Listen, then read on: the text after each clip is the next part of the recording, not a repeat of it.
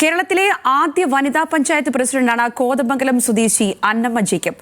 വനിതകൾക്ക് സംവരണം ഇല്ലാതിരുന്ന കാലത്ത് മത്സരിച്ച് ജയിച്ച പഞ്ചായത്ത് പ്രസിഡന്റായി ചരിത്രം കുറിച്ച വ്യക്തി. പതിറ്റാണ്ടുകൾ പിന്നിടുമ്പോഴും അന്നമ്മയുടെ ആവേശത്തിന് കുറവൊന്നുമില്ല.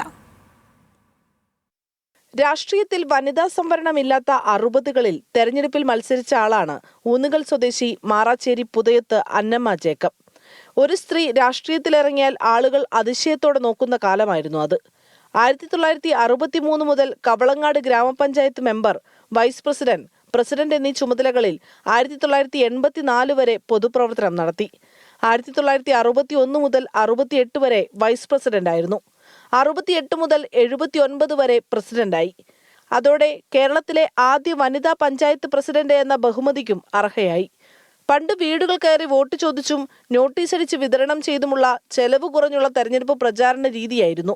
ഇന്ന് സോഷ്യൽ മീഡിയയാണ് പ്രചാരണ രംഗം കീഴടക്കിയിരിക്കുന്നതെന്ന് അന്നമ്മ പറയുന്നു. ഞാൻ ഈ വീടാൻ തോറും കയറിയിട്ടുണ്ട്. അങ്ങനെയായിരുന്നു അന്നത്തെ പ്രചാരണം.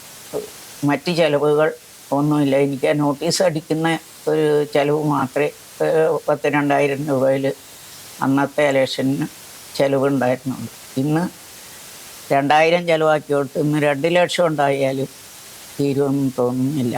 1979 തെരഞ്ഞെടുപ്പിൽ സ്വതന്ത്രയായി മത്സരിച്ച് എറണാകുളം ജില്ലയിലെ ഏറ്റവും വലിയ ഭൂരിപക്ഷത്തിൽ മെമ്പറായി തെരഞ്ഞെടുക്കപ്പെട്ടു. 84-ൽ പൊതുപ്രവർത്തന രംഗത്ത് നിന്ന് പിന്മാറി. തുടർന്ന് കുടുംബജീവിതവും കൃഷിയുമായി മുന്നോട്ടു പോയ അന്നമ്മ ഇന്ന് നവതിയുടെ നിറവിലേക്ക് അടുക്കുകയാണ്. ന്യൂസ് മലയാളം, കൊച്ചി.